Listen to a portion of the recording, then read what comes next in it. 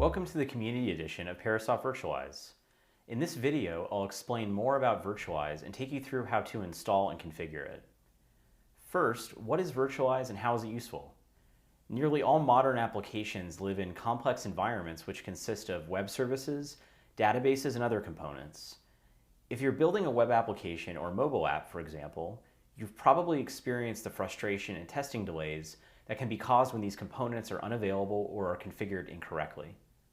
Virtualize allows you to simulate these components so that you can test anytime, anywhere with exactly the data and behavior you need. The Community Edition will allow you to simulate web services and use them with your own applications right away.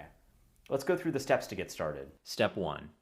After you register for a Community Edition account, you'll receive 2 emails. One confirming your registration, and a few minutes later, a second email with a download link. Step 2.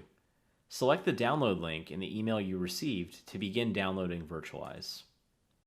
Step 3. Start the installation process. We recommend leaving all default settings as you complete the installation wizard. Step 4. Open Virtualize.